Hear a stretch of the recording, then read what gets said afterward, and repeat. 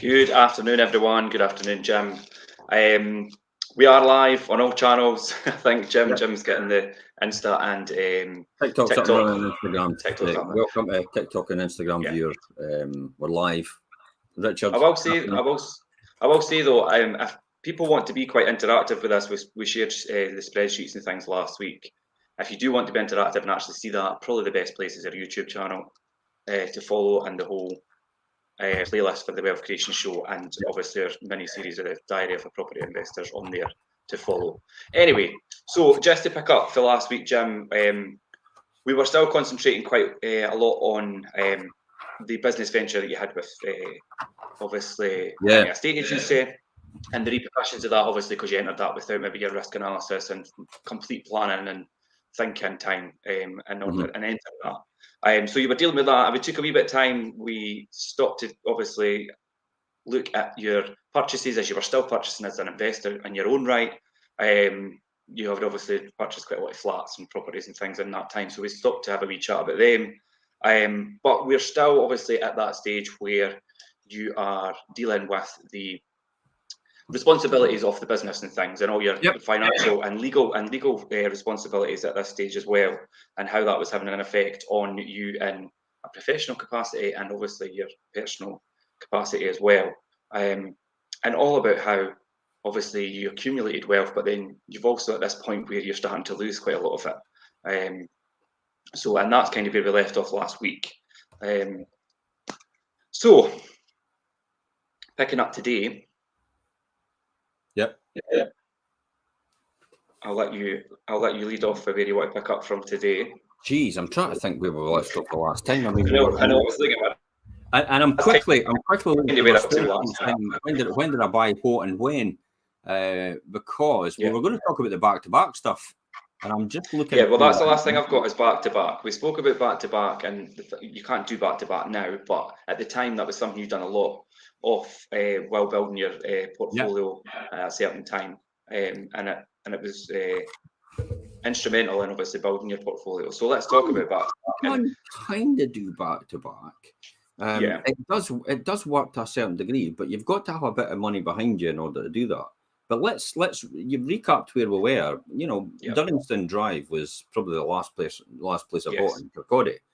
And that was in 2007. I'm looking at my spreadsheet, so I'm looking at me because I'm looking at my spreadsheet. I've got spreadsheets and notes and everywhere because I'm trying to collate where I was with this, and I'm trying to remember the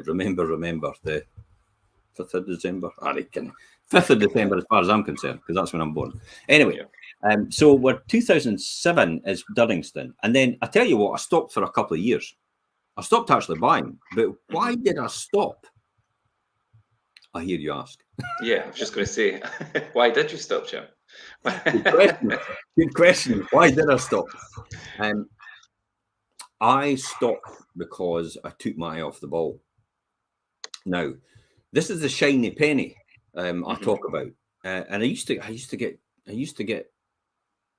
this lesson taught to me by my mentors about the shiny penny, and I was like, "What are you talking about?" Or they used to talk about a chair in front of you.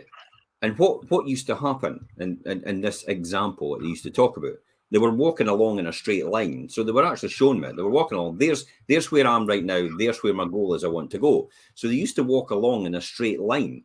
And then all of a sudden, this chair would be in the road. And it's like, okay. And then they would stop and look at the chair and admire the chair and talk about the chair. And I thought, okay, where are we going with this? Let's get to the point here.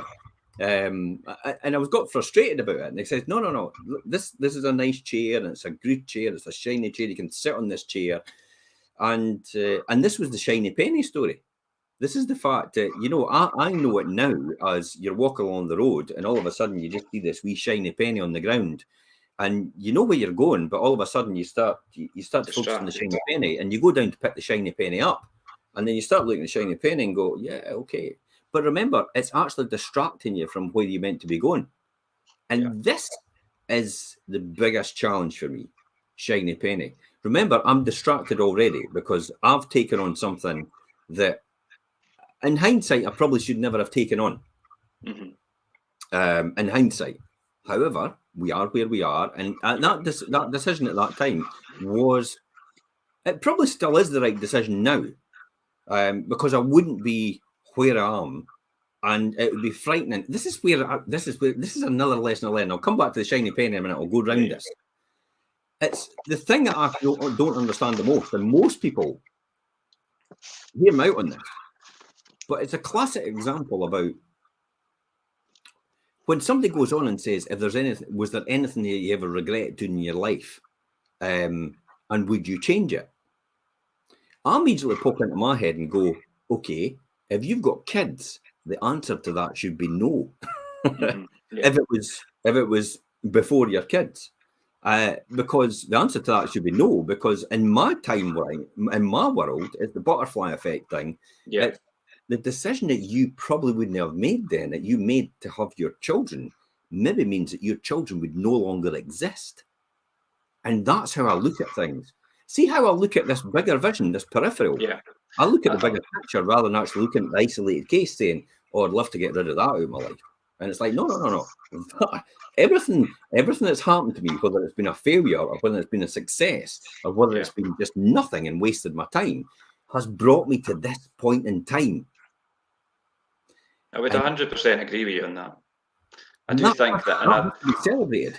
Yeah, I do think that whether it's a mistake at the time or whether you think it's a bad decision, if where you are right now is a good place and you're happy, and like you say, if you've got children and things, then everything that you've done leading up to that has got you to that point. Yeah. So you wouldn't change anything, and I've got the same kind of mindset on that, definitely.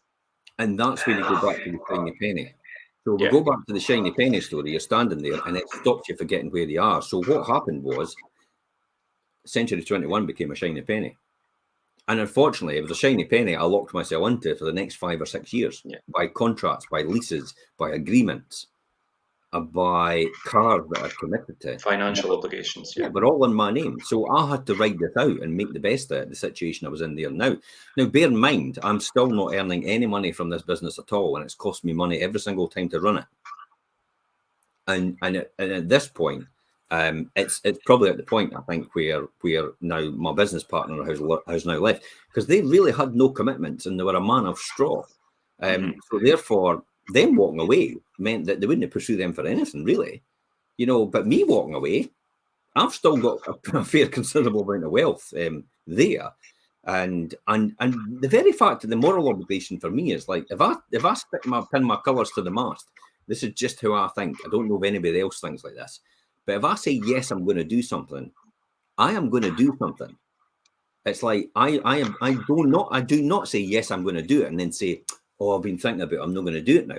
It's like, no, I am doing it, even though it ends up worse for me in a certain situation, because I pinned my colour to the mast. Yeah. And if nothing else changed in that scenario, I'm the one that's reneging on the contract. Therefore, I'm the one that's basically, as far as I'm concerned, is immoral. It's like morality and your word is your bond. For some people, just don't count for anything. They just think it's okay to say, yes, I'll do it. I had it recently with someone. They said, oh, if you do this, if you do that, if you do this and that, and I'll do this for definite. And I went, okay, I will make sure you're first in line. I will make sure you get this. I'll make sure you will get this place, this property. And then I teed it all up for them, and then they came back to me and says, oh, actually, somebody's maybe selling one in the corner, and I'm probably going to go for that one now. Sorry? I've just got this all sorted out, and I've lined this all up for you, and you've just basically reneged on that for no reason at all. So it's kind of difficult, but then it also learns a lesson that, you can't put your own beliefs on someone else, because that's just not how the world works.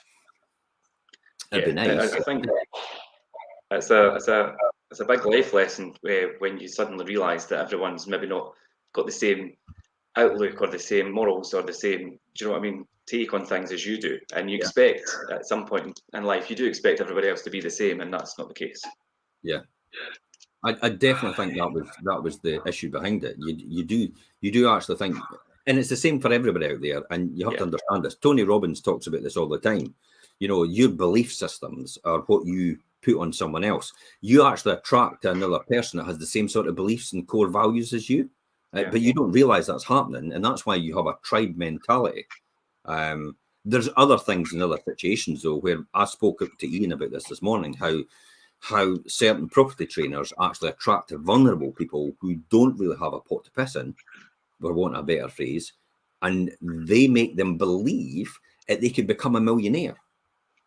And it's like with nothing, with absolutely nothing. Mm-hmm. I'd be amazed at the people that come to me and say, I need your advice on how to do something. I'm like, have you got any equity? Have you got any standing in the community? Have you got any friends?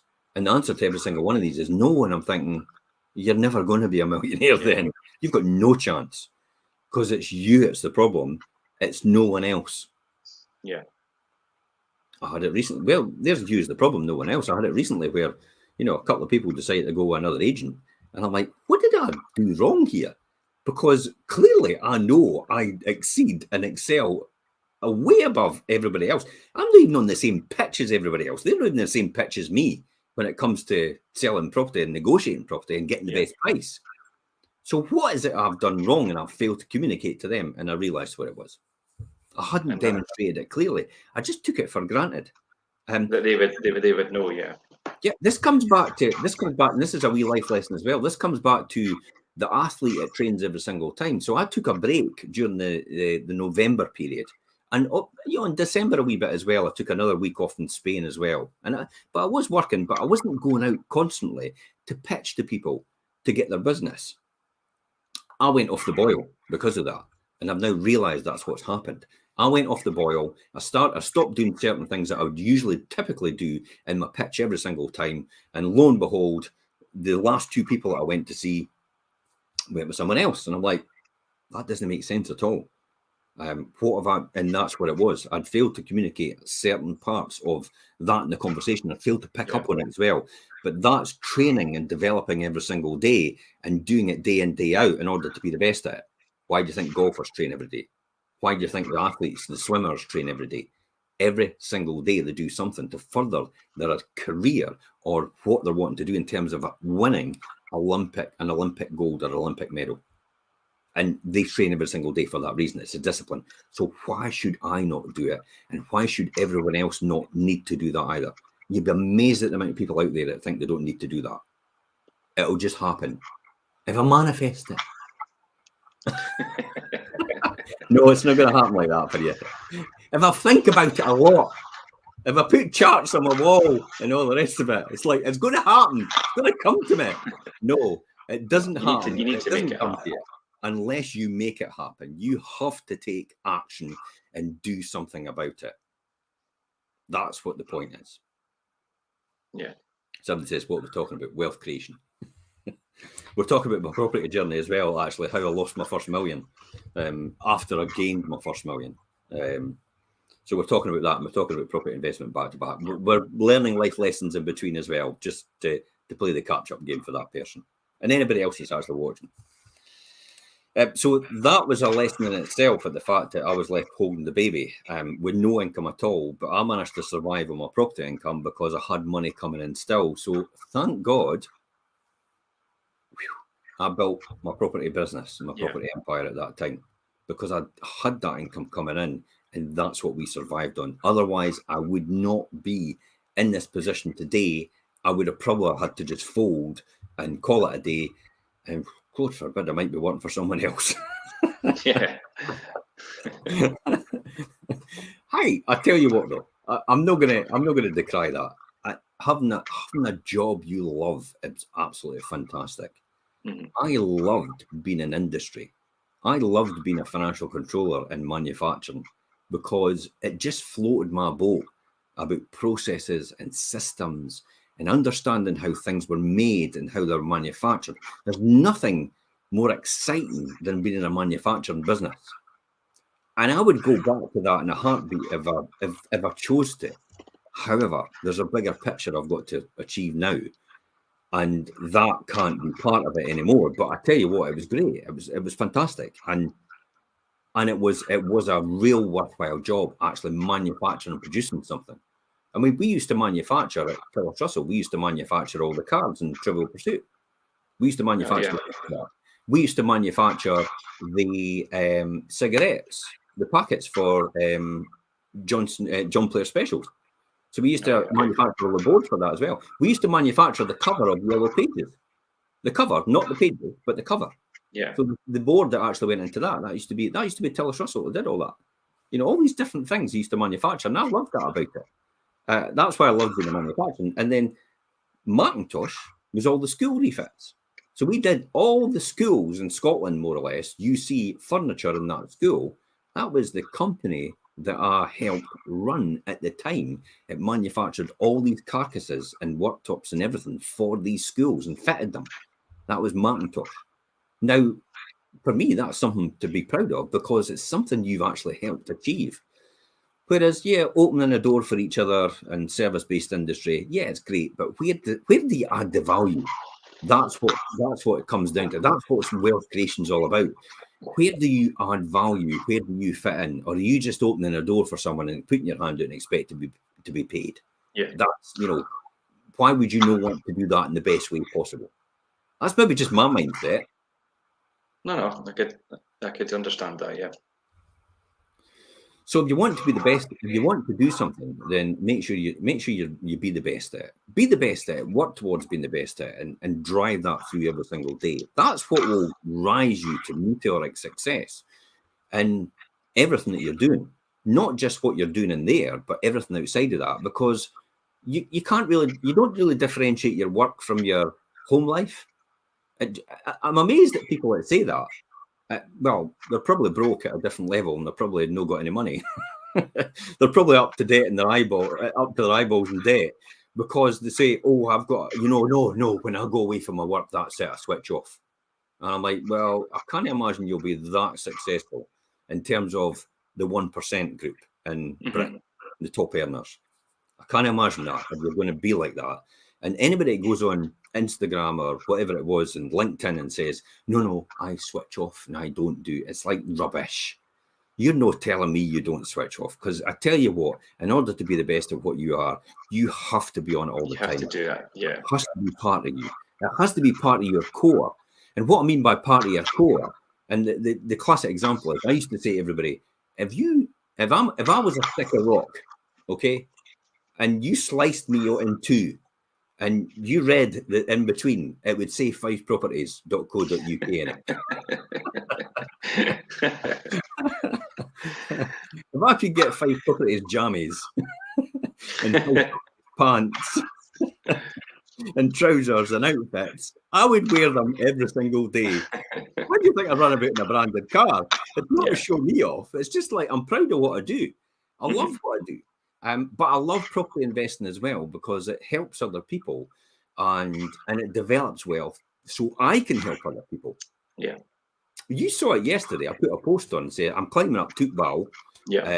And Tootball is, I need a charity to do it for, because I kind of thought I may as well just do it for a charity when I'm doing it. Some funds for someone.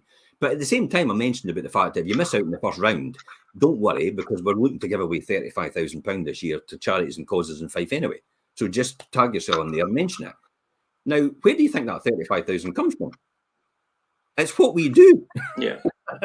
It's what we're doing every single day. It's what our business, that comes from there.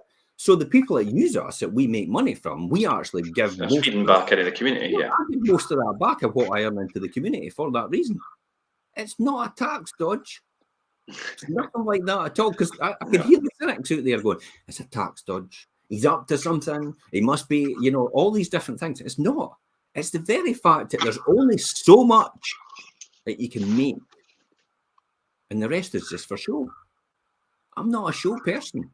No, and I think, as you've demonstrated and discussed before, Jim, obviously, you're Fifer through and through, and quite proud of that. And your local community within, like, obviously Levenmouth and surrounding areas, is what you want to give back to, and make sure that it's perspiring throughout the coming years, and obviously, especially times like now, where things are difficult.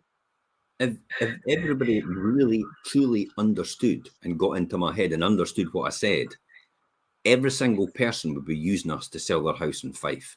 They would never use anyone else again. And that would be a great situation. because imagine what we can do for other organisations and charities. Yeah. I genuinely don't know other businesses that actually do that. There is other few and far between, but I don't know very many estate agents, if any, actually do that, because they don't have that mindset. They don't think about that. Anyway, let's go back and talk about this. Yeah, well, you had said obviously you took your eye off the ball in terms of your own portfolio and buying and things, but leading up to that, you obviously and after that kind of blip, you were doing back to back, and you were. I think if you want to just kind of explain back to back, Jim, just for people who aren't too sure, because like you say, you can kind of do it now, but it's not like it used to be. So back to back was a real easy thing to do on the day. Back to back was you bought it, you then sold it to your partner on the same day. They got the mortgage on the property. So I bought it for 60,000. It was really worth 90,000. I sold it to my wife for 90,000. She got the mortgage of 90 grand. We have no money in the deal. Yeah, that's how it works. That can be still done to a degree today, but the banks insist that you've got to wait 6 months to do that. And you've maybe got to demonstrate at some point in time you've added value to it. Now, they were okay in the beginning with back to back because, it wasn't really a serious ramification of the credit crunch. So they were fine with that. And then the thumb screws got tightened up by the regulatory body and the financial services regulatory, or whatever it's called now in this country. And they said, no, you can't do that anymore because that is leaving yourself open to potential negative equity exposure. So this is where, I think 2014, where it got phased out for that very reason, because the stress testing came into place. And I'm sure that came in at the same time. Therefore, back-to-back was you were no longer able to do it. But when I did back-to-back, it was like, my God, I do remember a few of them, and I'm looking at some of them here. Subsequently, I mean, we were locking in at least 17. You were buying possibly, one of them here. I bought a 2-bedroom. Incidentally, you live in it now. What's that? My place? Yeah. Yeah. I actually bought that for 60. I bought it for 63. But I did a back-to-back to 80 on the same day, and the mortgage was obviously a percentage of that. So basically, I really had no money in that deal. So I was able to do that, but I took initially £40,000, and I just did it back-to-back and fed it all the way through and made it work. Remind me about the Inland Revenue and what wait a minute, they popped up and says, what are you doing? It's like you're making gains and no paying tax. However, that was one of the ones I did. And then I did another couple as well. Another one in Buckhaven. I did a back-to-back. Incidentally, the one in Buckhaven was a repossession. Now, I bought that in Buckhaven in what is the Bird Scheme in August 2009. Yeah. Now, this is another thing that you have to be prepared to do. And this is a wee lesson I learned. I would never have got that property for that knockdown price. This was a 3-bedroom. And it had a bedroom which wasn't approved for upstairs to be a bedroom and an ensuite bathroom. Yeah. But the person had put some makeshift stairway up into it and actually did this. Now they got the house repossessed, and it was through another organisation, so I was able to then go for it. I saw it come on. I immediately jumped in there. Now it was on the Friday I jumped in when I saw it come on. And I was due to go to Pitlochry with the kids that afternoon for the weekend. Now, most people would actually just wait till the Monday and come back on the Monday. I'm no most people. I was there straight away, made the appointment. When can you meet me? Da-da-da. I took the camping gear and the kids with me to the viewing before I went to Pitlochry. Did the viewing, agreed the price, job done. Got it before everyone else. Now, most people would wait till Monday, and that's where you leave the door open for someone else over a weekend. You either lost it or had to. Yeah, the deal was done definitely. So what I did with that one is I actually bought it for 75, did a back-to-back. Well, actually, no, I didn't. Yeah, I did, and I didn't. Bought it for 75, managed to get the mortgage at 80 at the time, or something like that. And then what I did was I also did a further advance on it later on. So I actually got a bit more out of it for a further advance, and therefore I had no money in it at all. That was another one. But I spent maybe £5,000 making that compliant for that upstairs room. Mm-hmm. And that added about £15,000 on it. Yeah, I was just going to say, because that's at a good price point now, and you've made quite a lot of good cash flow from that over the years. But we've got it on we've had it permanently rented since then, Mm-hmm. and it's been rented for a real good amount all the time. So think about all that from 2009 to now. I mean, even £500. So £500, £6,000 a year and rent. £6,000 times 10 years, there's 60 grand. On the block for 75. Yeah. Now, people out there could immediately jump in and go, but you've got your mortgage to pay, you've got everything else like that. Aye, but I wouldn't have had it in the first place anyway. So it's better to actually have the additional costs than not have it at all. What's the phrase? 30% of something is better than 100% of nothing. Yeah. Plus the fact I owned the asset. And the deficit destruction of mortgages means the mortgage was extremely low in comparison to what it is in the value today.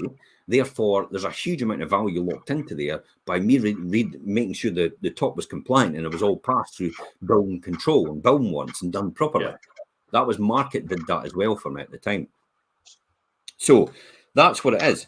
I tell you what, though, I heard an interesting statement the other day, and it said there's two parts to success here. One's having it, and one's actually surviving it. Mm-hmm. And it's true. It's amazing how many people get so successful. It ends up being their demise. Well, look what happened. The Midas touch. Yeah. It's like, oh, I've got the Midas touch. I could do anything. And like, oh, well, bring yourself back down to earth. You've not got the Midas touch. You've now found that out. But unfortunately, you're locked into all these leases and agreements and cars and all that finance. So you've got to grind it out now. That's what you got for sticking your neck out and saying you got the Midas touch. And like you say, Jim, you obviously at the time had your property investment portfolio, which is just kind of side hustle. Obviously, if you didn't have that, that would have been your demise because you entered into that without. Richard, I would hate to think where I would be if it wasn't for the property and the additional income that I did on the side. Remember, that started off as a side hustle.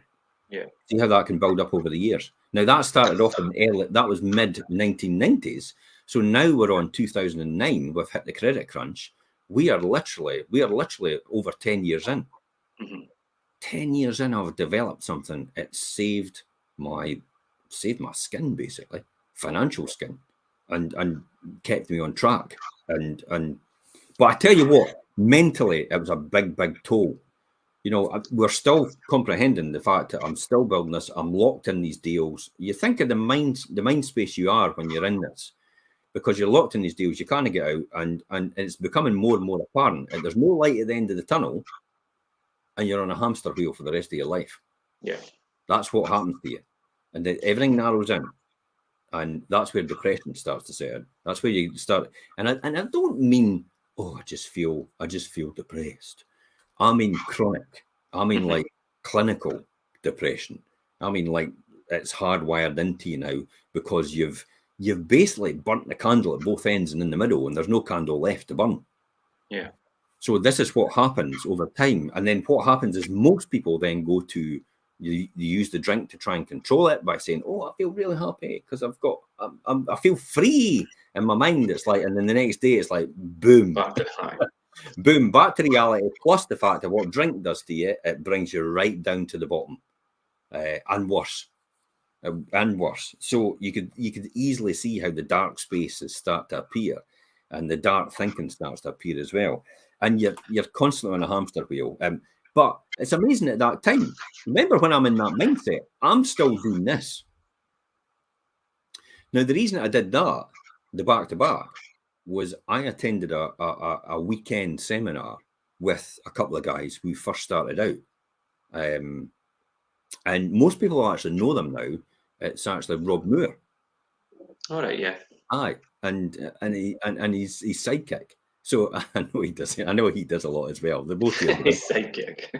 But when Rob started out, he didn't have a clue what he was doing. But I tell you what, I was probably more informed than he was in the room, and I think he was quite intimidated in the fact that I knew more about buy-to-let, the buy-to-let business than he did. But I tell you what, he got a couple of guys up there who actually were a bit of duck and divers, and they knew what they were doing. And that's how I learned back to back. That's how I learned that strategy from that person. So that one weekend, which cost me 800 quid, by the way, remember, invest in yourselves, but invest with the right people. Cost me £800 to invest in it that weekend, has made me an absolute fortune. Mm-hmm. Yeah. Because I've still got these 6 properties today that I bought for £40,000 in total. That's all it cost. Yeah. Think about all the rent I've earned over the last 10 years, because I've had them since 2009 now, and all the price that's gone up since that time as well. All for £800 that I learned from someone. Some of these things I actually learned just going to a free workshop and actually hearing somebody say that out and then just walking away and then just not doing anything else with them. But that wasn't with them. That was just other people I've learned. So the one thing I didn't do is I just didn't stop. I got distracted in that couple of years. And then I started to refocus again in 2009 and thought, I need to get moving with this because there's opportunities appearing. I couldn't do anything with our repossessions that we were bringing through because you're not allowed to do that. There's conflict of interest.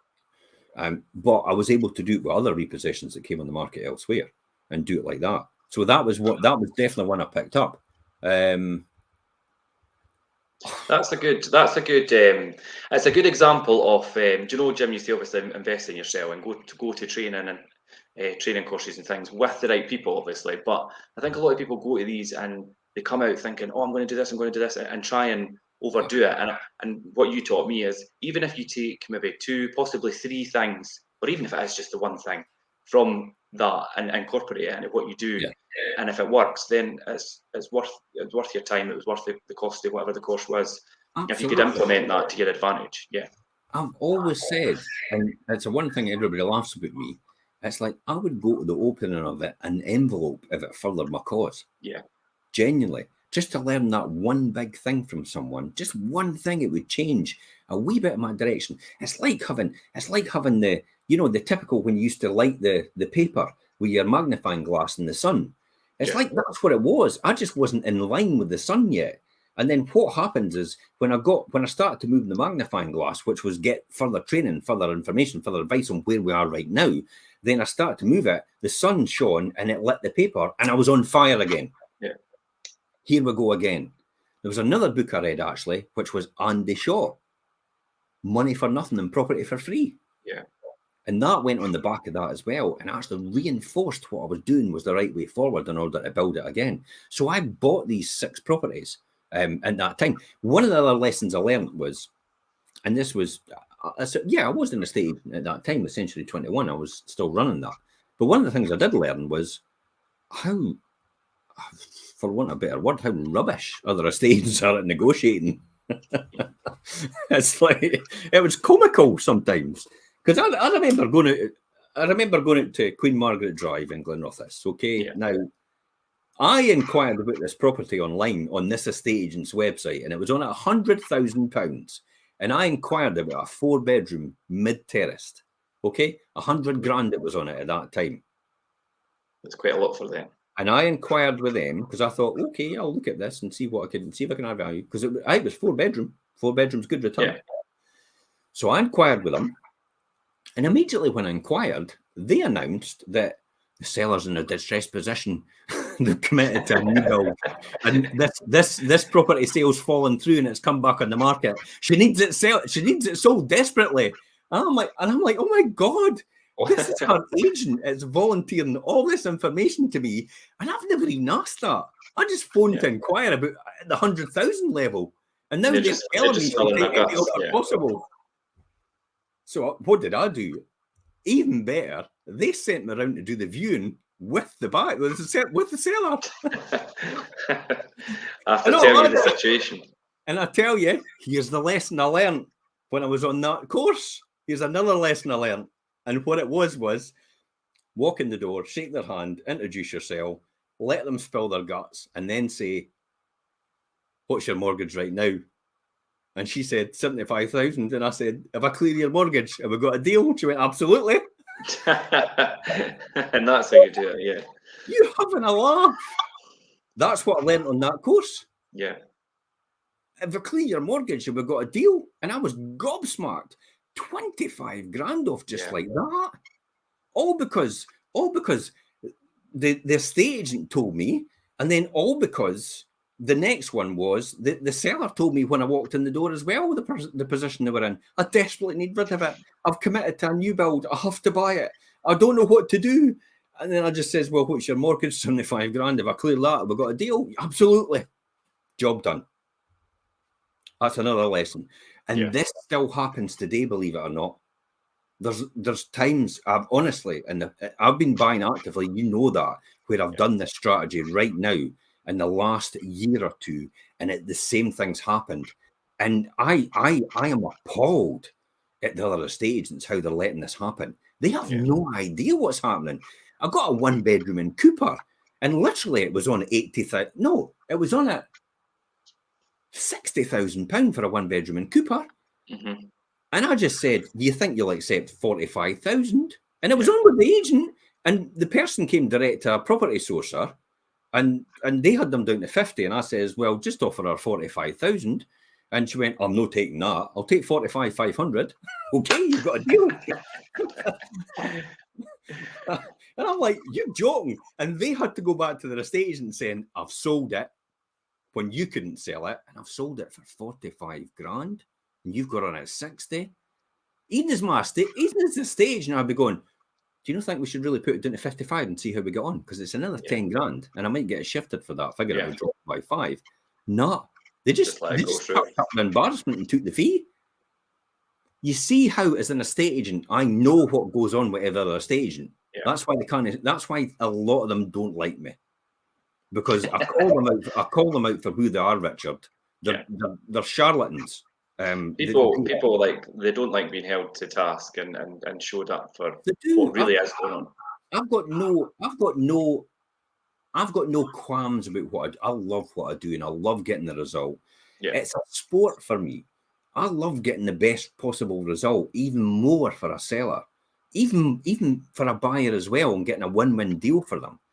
But I'm not in a stage where you just phone me up and say, what will I do? Will I just offer that? And okay, and I'll just take it to them. And it's like, you may as well just go and do it yourself. Yeah. It's like, there's no point in that. If all your agent is doing is just taking the message and passing it on to you and letting you decide, without actually doing any, upsell and pushing the price up and manipulation. Negotiation on your behalf. I mean, to be honest, it's a bit of manipulation as well, because we're clever. We know the psyche of people and how that works. But I don't think I would take a bet that no one else actually knows that, because they don't continually improve and continue to develop their knowledge and their wealth and their experience. They don't develop that at all. They just like, we're selling the house and put it on the internet, hope for the best, and if we get an offer, great stuff, and that's it. You just see what comes. Yeah. That's kind of where they are. But you see that, because then as soon as we do something that's successful, they copy it. That's obvious. And that's always been since the beginning. They've always copied. Yeah. The biggest flattery possible is probably when people copy you. You can't be upset. You know you're doing something right. But that's what I'd learned. That's what see all these examples like before about, I'll get you 40,000 for your 1-bedroom flat, and it's like, well, why are you phoning them up with an offer at 36,000 then? Yeah.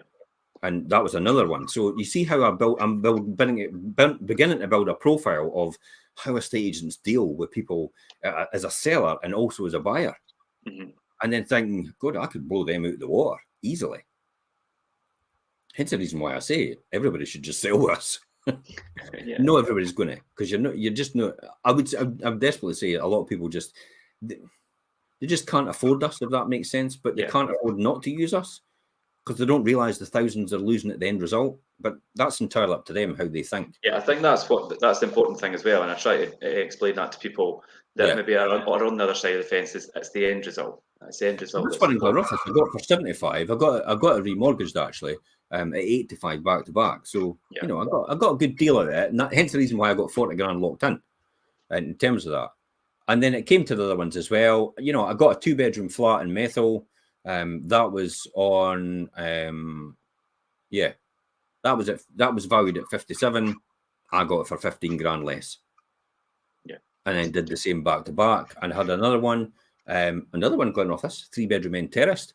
That was valued at 80. I got it for 19,000 less. Now, these are genuine offers. Yeah. That I'm putting to people, and they're saying, "Yeah, it's great exit strategy for me." I wasn't going around saying to people, you know, "Oh, I can only offer you this, I can only offer you that." That's what they wanted, and that's what they I was wanted. just going to say, do you think people were accepting such lower offers because maybe the situation, obviously, like on the back of the credit crunch and all the rest of it? Do you think that had an impact on that, or do you think it was just No, just their personal circumstances. I mean, a couple of them. I mean, your property, you know, that was somebody their house sale fell through. It was at that price anyway. And I said, well, if I give you that price, will you just still want to go ahead? Because it makes sense for me. I never ever see every time I see a property's coming on, I never ever took advantage of that. I actually just left it. I thought, well, good, that's a good property. And then I would just sit and wait to see if anybody else would pick it up. And most of them actually got picked up by someone else, but there was one or two, maybe, you know, they fell through because the other person couldn't afford it. And then I would just step in and say, look, you know, I'll buy it at that price if you want. I'm okay with that price because my numbers work. So I made it to happen for a lot of people. This was another one. Another one. It was 80, and I got it for 90, 19 off in Glenrothes. So I bought it for 61, and I got it remortgaged at 80. Therefore, all money back out, no money down deal. Still got that one today, and the next one as well. You know, 3-bedroom lower flat in Methil. Got for 65, and that was a classic of the 65. You know, like fell through. I picked it up and says, "I'll pay you 65 for it." Then I'm fine with that. Lo and behold, I did some background work in that with other comparable that I'd recently sold once it was about to settle, and I was able to get a valuation from a surveyor at the 75,000 and made the back-to-back perfect. So that's it. The difficulty of that is then what happened was, is that the sixth one? Yeah, 1, 2, 3, 4, 5, 6. Yeah. That was a few more. That was a few more. Yeah, I started actively buying since then. And then also in 2010, I bought another one. Yeah, actually, I got another one and I did the same strat. I almost did it quite a few times. It was still in existence. I never just did it 6 times. I did it a few more times. Another one I got Kenaway, 2-bedroom house. You know that one. We've still got it today. Yeah. I got that for 60, 50, 53. That's good. Mortgaged it up at 70. Got it for 53. Yeah. And we've only just recently, I think, done the refurb on that. We've done it all. For when you bought it, would have been well, to think about it, that was 2010. We've only recently done a refurb. Therefore, I was basically getting that for free, and then I was making money on it for the last 10 years. And then it's only now I've actually put in for the refurb and done the kitchen, bathroom, and all the decoration and carpet and everything. Oh, but 2020, 2021. So yeah, you got about 10 years. Yeah, so it shows you. Well, think about 10 years at £500. So £500, 6,000, 60 grand. I got more income. I got more rent out of that than I actually paid for it. Yeah. Good deal, eh? Yep. Did come back to haunt me in some sort of way, because in 2016, Inland Revenue sent me a letter and said, "You've sold a lot of houses in 2010, and we've not got any capital gains tax for that." And I'm like, no. And then I looked and I thought, oh, no, that was the back-to-back stuff. So I had to actually educate them and send them a spreadsheet to the HMRC and tell them how it was done. And they went, husband and wife transaction, can't do anything about that. Husband and wife transaction, Inland Revenue can't do anything about that at all because it's love, favour and affection. That's the rules under the legislation. Yep, love, favour and affection. You can gift stuff to your spouse. You can pass stuff, transfer stuff back and forth between spouse. It is a great advantage being married. And that's still the case. I mean, there's no change in that. Trust me.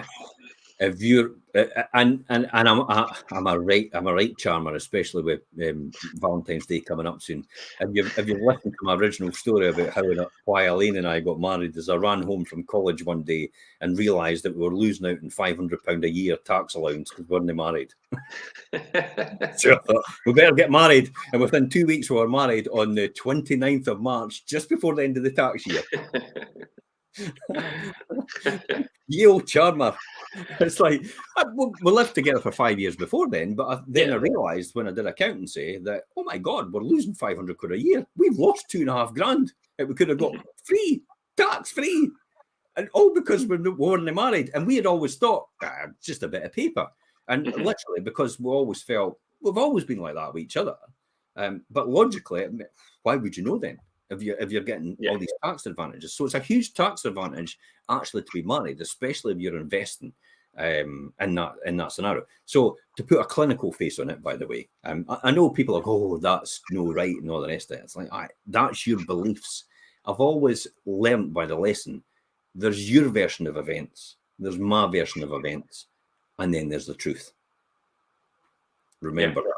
That's a really important lesson I learned recently on a podcast, actually, Diary of a CEO. The one I'm listening to now for Diary of a CEO is Steve Peters, the Chimp Paradox. Yeah, that's a brilliant one where he talks about that.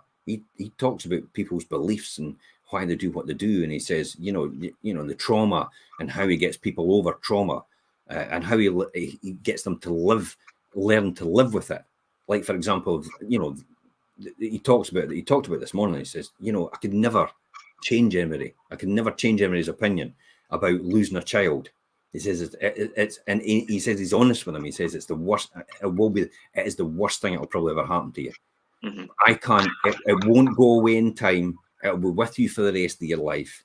What we have to do is develop coping mechanisms to manage the grief that you'll have for the rest of your life. And you will, because I've known a few people that have gone through this, and it never goes. It never really.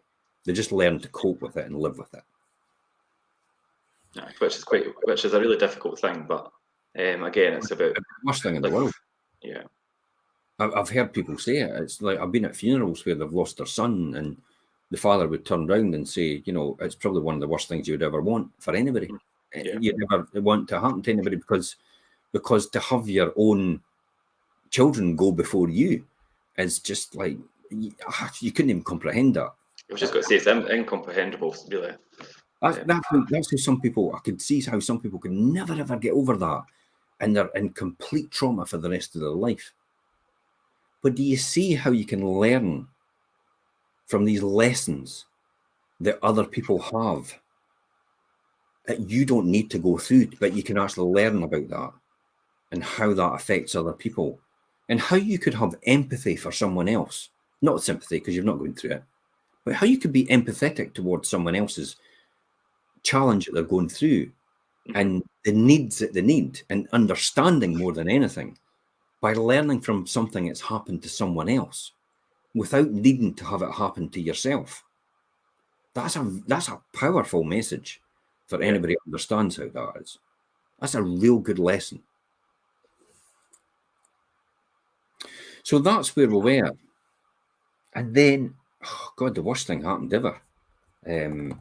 Let's not dwell on it too much. Let's get on and say this. So I'm sitting one morning outside this old terrace and leaving, and the houses are now getting built across the road. That I sold the land off. The plot, yeah. To my friend, one of my best friends. I didn't realise what was going on. I knew he was in a difficult place, a dark space. And then his son comes over to me, and I rolled in the window, and he says, "He's dead." Sorry? What do you mean?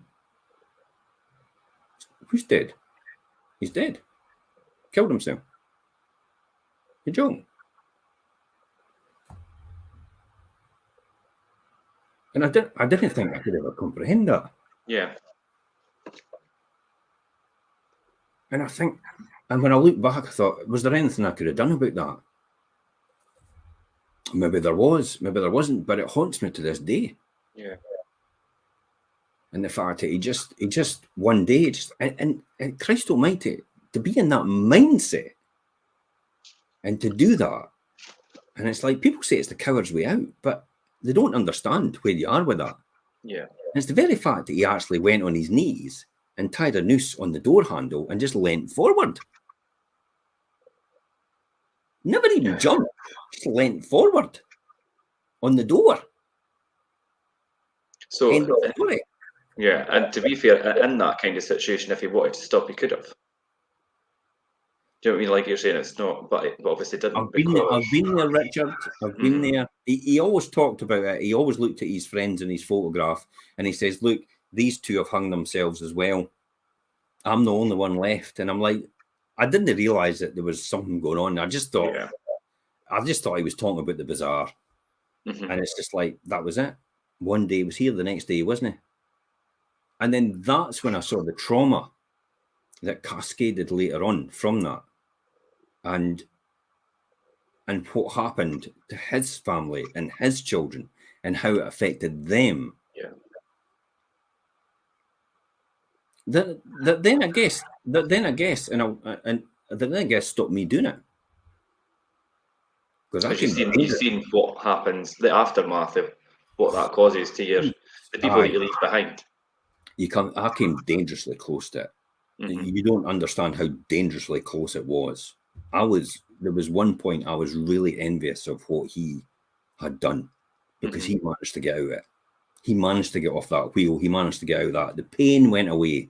So you can imagine, you'd probably never be able to imagine the pain it goes on in somebody inside. It feels like that at that point in time. Yeah. It just wants it to go away at any cost.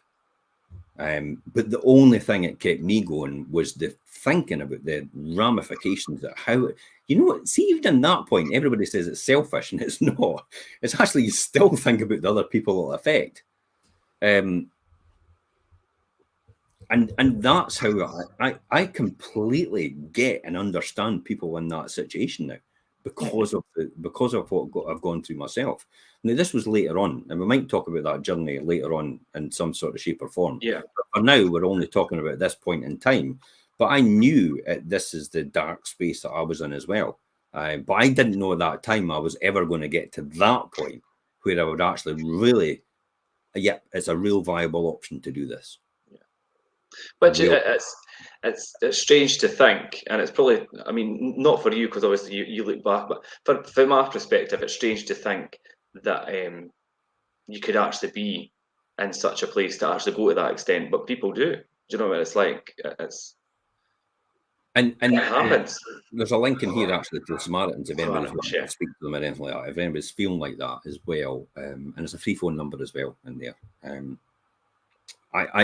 For me, I know it was a product of the working back to back all the time, constantly over the last, I don't know, probably since I was 20 up to that point. So 20, you're talking about 18, 20 years. You're talking about 20, 25 years of that constantly all the time. Continuous. It's going to catch up in you at some point in time. And then getting to the point where you've actually boxed yourself into a corner where you've no light at the end of the tunnel.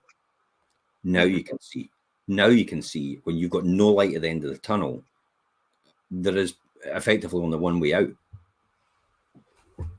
For people in that situation, I could see why that could be. What I would say to everybody out there though is, tomorrow is another day, and I know it's cliche and all the rest of it, but you won't, because I'm not that person now. And God, could you imagine what would have happened if I'd done that? Yeah. I think the important thing is to get yourself in a position where you realise you need to speak to somebody in order to help you out of that mindset. You can only help yourself. And it really is about actually just opening up and talking to somebody at least. And if they don't give you, if some people are anybody out there that think they could resolve the situation, they can't. You need to go to proper counselling. You need to speak to the right people. You need to actually have the right person on your side. Now, I'll be honest, the social services system now is diabolical. The one thing they don't have is labour. And I mean by that is the manpower or the woman power to have the proper psychologists at hand. By the time you actually see someone, it's 6 months down the line, and it's too late by then. Yeah. If you were going to do something, you do something. I mean, I've known friends, kids that have actually gone and done it. And it's like, oh my God, to have that and to have to, that's unbearable. Yeah, that's even worse that you'd have to live with. It would be truly difficult to do that, to even go on, to be able to go on. I can't imagine what that would be like for someone. It'd probably be 10 times more than what I was going through. I know people that have been through that situation, and you do notice that they lose a wee bit of themselves. That I don't think they ever really get back. Well, that's your children, isn't it? It's like, you've had them. It's like that's so for me. With all these life lessons and everything I've learned and what's happened, and my best friend doing that, Yeah. you know, it kind of puts a different perspective in your life. It kind of puts a more focus on, you know, when is enough enough? Yeah. And will it ever be enough? And I think you have to come to the conclusion that there is only so much money you can make, and the rest is just for show. And is the show really worth it? So do you And think that you get to my age, it's like, nah, it's not really. Yeah, I was just going to say, so do you think that brought you to a stage of kind of like maybe reevaluation of where you currently were in terms of? Yeah, absolutely. Well, but you've got to remember, I'm a machine. It keeps going all the time. You have a lack of control as well for doing that all your life and trying to stop and do something else completely different is just as difficult in your head, because it's this you've got to master. Everything else will work. It's this you've got to master. Yeah. And understand that and understand coping mechanism in terms of what you need to do. I think that's the most important thing you've got to understand out of this. And then the pile on as well was, and we're probably going to finish the show at this episode for the How I Lost My First Million. Yeah. But the next steps out of that was I decided to leave Century 21 because my franchises were up. I let it run for another year because I didn't know how to get out of it, because everything was linked into it. So everything was linked into it. Like my career was linked into it. My, all my website were aligned. I had no idea how to build a website. I had no idea who to use. I had no money to do these things. That's the difficulty. So it was almost like, I tell you what it was like at the end of it, when it was getting towards the end. I felt like I was in an abusive relationship where the other party, who was the master franchisor, was continually taking money off me and expecting me just to keep funding them, and them actually not giving me any support or help at all, and I was just left to my own devices. And literally all I've got is a brand, or a brand that I've built. Not a brand that anybody knew, but a brand that I've built, and a website that I could have got for anybody. And we just came to the conclusion that, or I came to the conclusion that I need to get out of this. So then I started to ask questions from other people and ask, who could do this and how could they do it, and just fumble about and see if I could find someone that could actually build a website, someone that could actually maybe do some branding. K2 Marketing was brilliant. Started your planning. Yeah, Sean. Now, I should have done that ages ago when I knew my 5 years was up, but unfortunately I'd left it. Yeah. And then because I was out of contract, then they decided to say, I tell you what, because you're out of contract now and you're not signing a new contract, we'll screw you for even more money now. What do you mean? It's like, Christ almighty, I've given you so much. I've given you about 200,000 or 300,000 in money over the years that I've been with you, and you're still trying to wring more out of me, basically. Yeah. So I thought, enough's enough. I need to get out and all the rest of it. And then when I started to rebrand, when I started to do everything for myself, and we got started for the first time, we started to take this stuff on. I gave my notice. My period was out. And then all of a sudden on my doorstep on the Christmas Eve, an interdict. You know what an interdict is?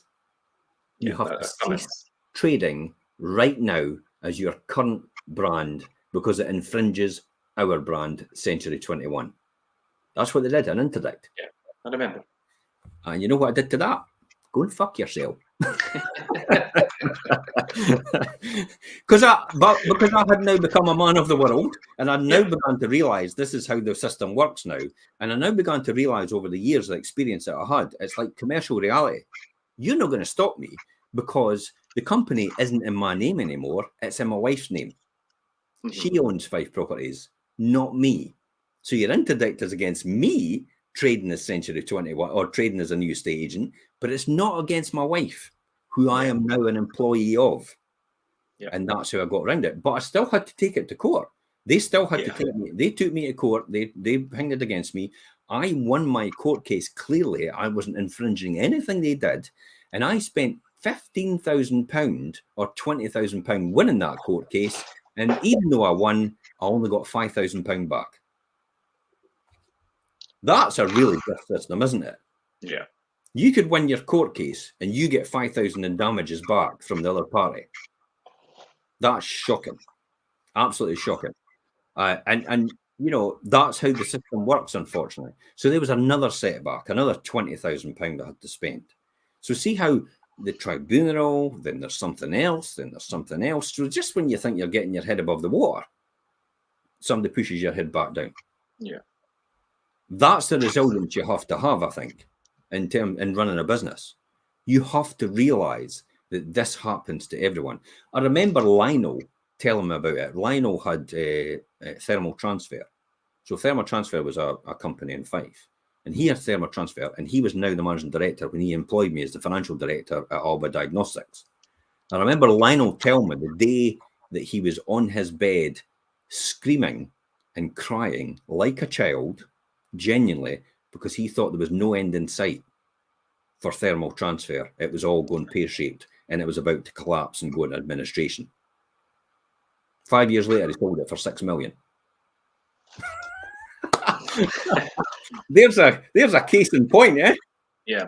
It's like, and that's the sort of thing, the lessons and the people I've spoken to over the years that I've learned the lessons from, and the fact that it just tells me there's always a brighter tomorrow. Tomorrow will be another day. Tomorrow's another day. It's a classic example about what Adam Sandler, Robert De Niro, Matthew McConaughey, they all sit around the table, and you'll probably see it on TikTok, and they come up with the phrase that this too shall pass. Yeah. In other words, what's happening today will be completely irrelevant in 5 years' time. Yeah. You'll not even remember it. It'll not even be part of your psyche. And then when I go back to talk about it now, about what happened before, it's just like, it just happened. It's one of these things. I am But at the time, it was a lot more. Oh God! Obviously, because it's at the forefront, it's a lot more relevant. But you need to kind of put yourself in the mindset that, well, like you say, further down the line, it's not going to be as prominent and as important. But at the time, Richard, it was the end of my life. Yeah. I just wanted to leave. I just had enough. I couldn't take it anymore. So when you think about where that was to where I am now, I think, God, it's like, so for that should give most people, or nearly everybody, hope that, you know, tomorrow will be a brighter day every single time. Yeah. It literally won't be like that at all, what you think it's going to be like the now. And I think that's the lessons I've learned out of the journey I took and the end of Fife Properties. No, Century 21 and the start of Fife Properties, yeah. The end of Century 21 and the start of Fife Properties and where we started to begin. Yeah. And after that, it was just almost like a meteoric rise. Yeah. Because I then started to do the things I needed to do to build it to where I was. But that's another story. We'll maybe talk about that another day. I don't think there's anything else I need to talk about. You know, I bought another couple of properties on the way. Surprise, surprise. I bought my leaving office. That's when I got Fife Properties. That was in 2011. So that's when we changed over. And then I bought another couple of properties, which were actual. They were fall throughs. They were fall throughs. It happened. You know, it just I picked them up, but I should have actively. I know in hindsight, I should have actively still kept investing. But again, we're having Fife Properties. It's taking your eye off the ball again. But I don't regret that. That's never a regret. And where I am now, I don't really regret the journey I've taken, because what I've learned so far has helped so many people. I mean, there's been people in my situation before it have private messaged me after other things I've done previously on Sunday slot shows and talked about it and said that's exactly who I am as well. I've subsequently sent them a fantastic book that helped me understand me, and it's turned them around. Yeah. In terms of the way they are. So if I hadn't have gone through that, these people might not have been here today. So you think about the effect of what you're doing has on everyone else. And that's why the most important film and I resonate with is It's a Wonderful Life. Yeah. Because if it wasn't for George Bailey, if it wasn't for Jim Parker, how many people wouldn't be a lot better off as a result? Yeah, and I think that just it's all kind of rounds back to giving back, and that's what your whole business set up and your own premise on things is to give back to people and give back to community and help people in their journey as well. Absolutely. Yeah. Let's take a few questions because we're Yeah, waiting. go for it. I'll just quickly zip through TikTok and see if there's anything that's relevant for anybody. See that hi, yep, told them what we're talking about. Somebody's just coming to talk about wristwatches. I'm looking to buy one. Well, that's a Garmin Foreman 920. That's for a triathlete. That's for a triathlete.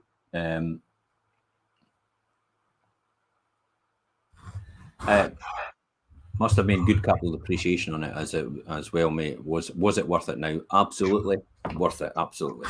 Yeah. I would never be where I was if it wasn't for that and the journey I've taken.